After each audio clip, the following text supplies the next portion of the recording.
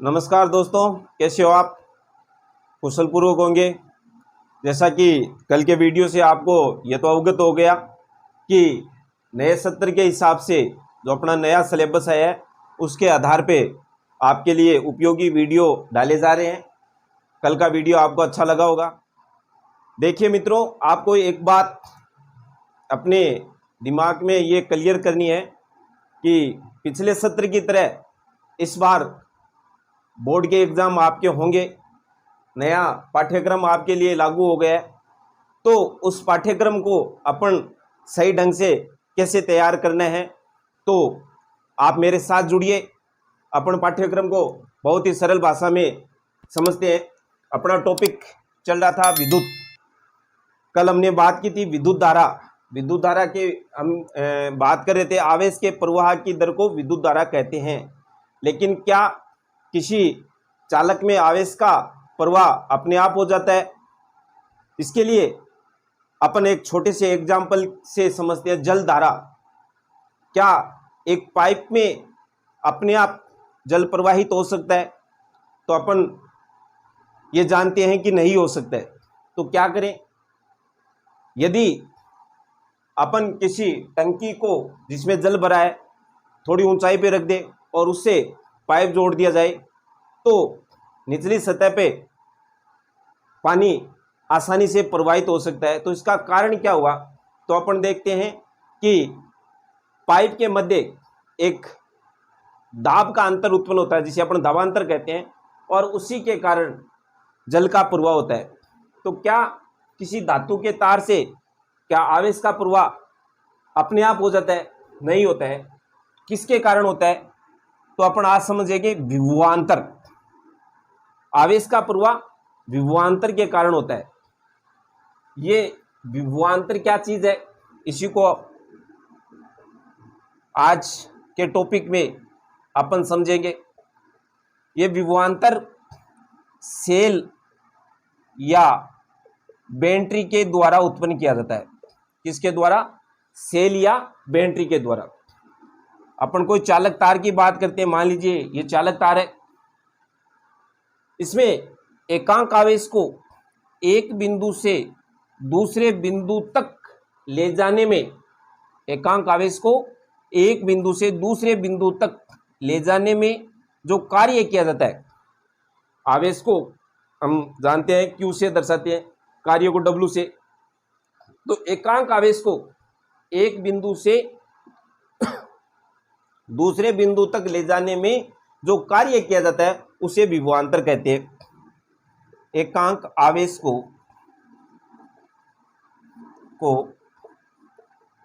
एक बिंदु से दूसरे बिंदु तक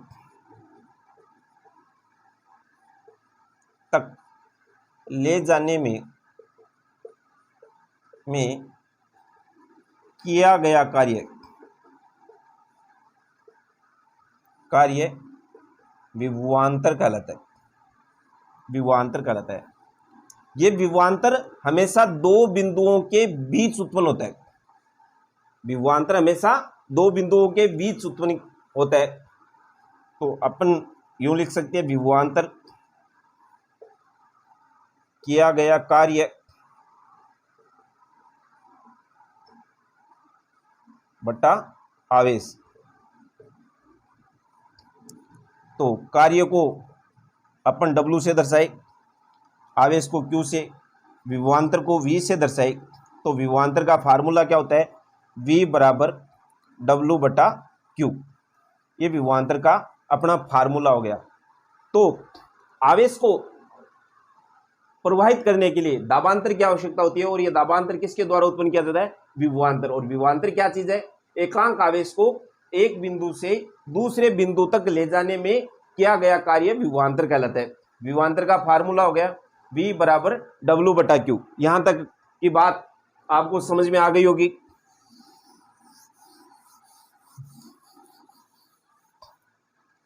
V बराबर W बटा Q। अब देखिए, ये जो विभवांतर है, इस विभवांतर का मात्रक एक भौतिक वैज्ञानिक वोल्टा के नाम से दिया गया है। तो विभवांतर का जो मात्रक होता है, यहां अपन बात करते हैं विभवांतर के मात्रक की। विभवांतर का मात्रक होता है वोल्टा के समान में इसका मात्रक रख दिया गया है वोल्ट, जिसे अपन V से दर्शाते हैं। इधर अपन बात करते हैं, ये अपन अवगत है इस बात से, क्या है W, W यानी कार्य, और कार्य का मात्रक क्या होता है जूल। ये कौन सी पद्धति में अपन मात्रक बता रहे हैं, SI पद्धति में। ये क्या है Q, आवेश, तो आवेश का मात्रक क्या होता है, आवेश का मात्रक होता है कूलाम। आवेश का मात्रक क्या होता है कूलाम। अब अपने को वोल्ट इकाई का पता करना हो, 1 वोल्ट इकाई, तो 1 वोल्ट इकाई का परिणाम कैसे ज्ञात करें, तो अपन इसी फार्मूले के अकॉर्डिंग आपको सरल तरीके से बता देते हैं। 1 वोल्ट, विभवांतर का मात्रक क्या क्या वोल्ट, ये क्या है अपना कार्य, कार्य का मात्रक क्या होता है जूल, जूल, और ये क्या होता है आवेश, आवेश का मात्रक होता है कूलाम। सबकी इकाई एक कर दीजिए बहुत सरल तरीके से। 1 वोल्ट तो अपन समझ लेते हैं, ये 1 वोल्ट का मान कैसे निर्धारित कर सकते हैं। 1 कूलाम आवेश को, 1 कूलाम आवेश यानी आवेश का मान कितना 1 कूलाम, 1 कूलाम आवेश को एक बिंदु से दूसरे बिंदु तक ले जाने में किया गया कार्य यदि 1 जूल हो। फिर समझिए, 1 कूलाम आवेश को एक बिंदु से दूसरे बिंदु तक ले जाने में किया गया कार्य यदि 1 जूल हो, तो 2 बिंदुओं के बीच उत्पन्न विभवांतर 1 वोल्ट होता है। मैंने आपको पहले ही बताया था विभवांतर हमेशा 2 बिंदुओं के बीच उत्पन्न होता है। फिर समझ लिए, 1 कूलाम आवेश को एक बिंदु से दूसरे बिंदु तक ले जाने में किया गया कार्य यदि 1 जूल हो, तो 2 बिंदुओं के बीच उत्पन्न विभवांतर कितना होगा 1 वोल्ट, जिसे अपन यूं भी दर्शा सकते हैं, या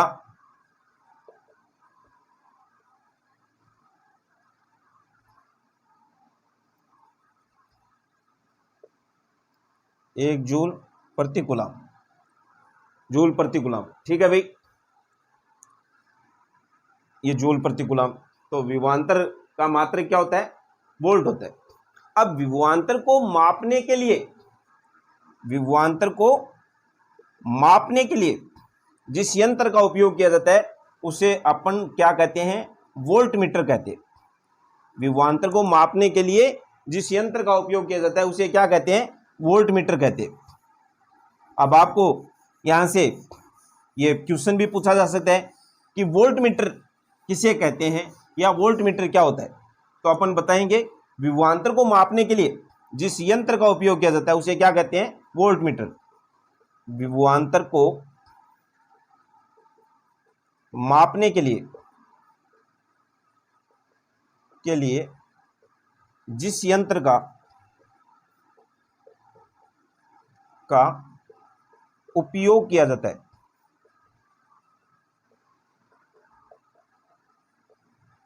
उसे क्या कहते हैं वोल्ट मीटर कहते हैं। अब यहां पे एक महत्वपूर्ण बात अपने को ध्यान रखने की है, अपने परिपथ में ये जो वोल्ट मीटर का अपन संयोजन करते हैं, ये परिपथ में सदैव पार्श्व क्रम, जिसे अपन समांतर क्रम भी कहते हैं, में संयोजित किया जाता है। यानी वोल्ट मीटर परिपथ में किस क्रम में संयोजित किया जाता है, पार्श्व क्रम या समांतर क्रम में संयोजित किया जाता है। ठीक है, तो विभवांतर को मापने वाले यंत्र का क्या नाम है वोल्ट मीटर। बहुत इजी वे से हमने बात की थी। विभवांतर का मात्रक क्या होता है वोल्ट, W यानी कार्य, कार्य का मात्रक जूल, Q आवेश, आवेश का मात्रक क्या होता है कूलाम होता है, और विभवांतर को मापने वाले यंत्र को क्या कहते हैं वोल्ट मीटर कहते हैं। यह वोल्ट मीटर अपने परिपथ में सदैव पार्श्व क्रम या समांतर क्रम में संयोजित किया जाता है। अगले टॉपिक की बात करते हैं अपन, विद्युत परिपथ में उपयोग होने वाले अवयवों के प्रतीक। देखिए, अपन टॉपिक को समझने के लिए विभिन्न प्रकार के परिपथ की आवश्यकता होती है। अब परिपथ में अपने को तार संयोजित करने पड़ते हैं, कुंजी संयोजित करनी पड़ती है, विद्युत बल्ब संयोजित करने पड़ते हैं, एमीटर, वोल्ट मीटर, परिवर्ती प्रतिरोध, धारा नियंत्रक, इनका संयोजन करते हैं। तो इनका संयोजन करने के लिए अपन जैसे मान लीजिए बल्ब है, तो बल्ब का डायग्राम नहीं बनाना है, क्योंकि बल्ब का डायग्राम यदि बनाएंगे तो अपना टाइम वेस्ट होगा और सिर्फ अपने को समझना है, इसलिए अपन इनके प्रतीक का उपयोग करते हैं। तो अपन इनके प्रतीक को कैसे दर्शाते हैं, सबसे पहले अपन बात करते हैं विद्युत सेल। यदि अपने को परिपथ में विद्युत सेल को संयोजित करना है तो इसके लिए अपन प्रतीक का उपयोग करेंगे। जो बड़ी डंडी है वो प्लस की, छोटी है माइनस की। बैटरी, दो या दो से अधिक सेलों के संयोजन को क्या कहते हैं, बैटरी कहते हैं। तो इनके संयोजन को अपन बढ़ा देते हैं।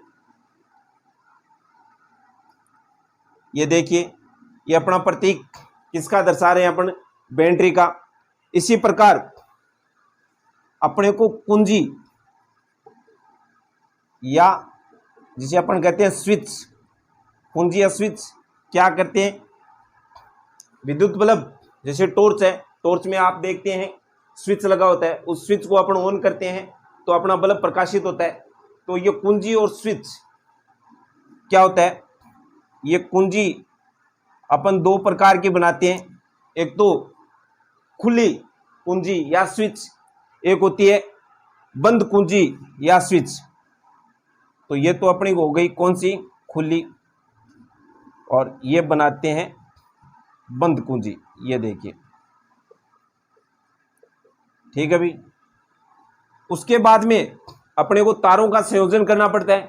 तो तारों का संयोजन करने के लिए अपन दो या दो से अधिक तार जोड़ते हैं, तो उसको बोलते हैं तार संधि।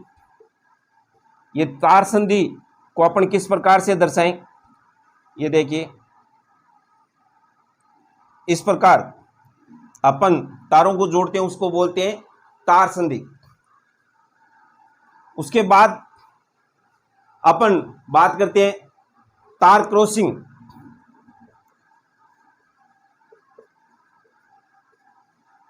यानी बिना संधि के तार, उसे अपन किस प्रतीक से दर्शाएंगे, देखिए ऐसे प्रतीक का उपयोग करके अपन तार क्रॉसिंग या बिना संधि के तार को अपन दर्शा सकते हैं। इसी प्रकार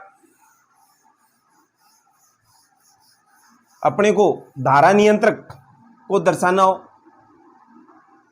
धारा नियंत्रक, तो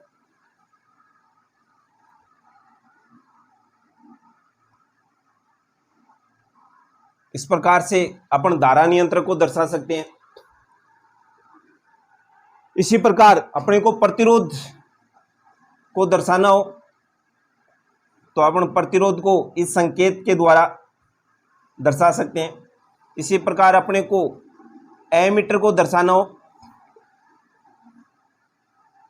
ये एमीटर,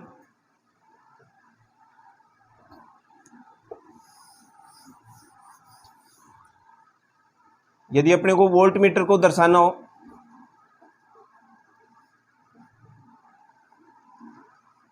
तो इस प्रकार से अपन वोल्ट मीटर को दर्शा सकते हैं। ठीक है मित्रों, तो अपने को परिपथ में उपयोग होने वाले जो उपकरण हैं उनके डायग्राम नए बना के उनको प्रतीक के द्वारा दर्शाना है। तो प्रतीक आपको समझ में आ गए होंगे बहुत सरल तरीके से। इसके अलावा आगे के टॉपिक आपको इसी प्रकार सरल भाषा में मिलते जाएंगे। यदि आपको आज की क्लास अच्छी लगी है तो आप अपने सुझाव नीचे कमेंट बॉक्स में लिख के भेजिए ताकि इसे और अच्छे वीडियो आपके लिए बनाए जा सके। इसके अलावा वीडियो को लाइक और सब्सक्राइब कीजिए ताकि हमारा हौसला बढ़े और आपके लिए अच्छी से अच्छी क्लासें दी जा सके। धन्यवाद।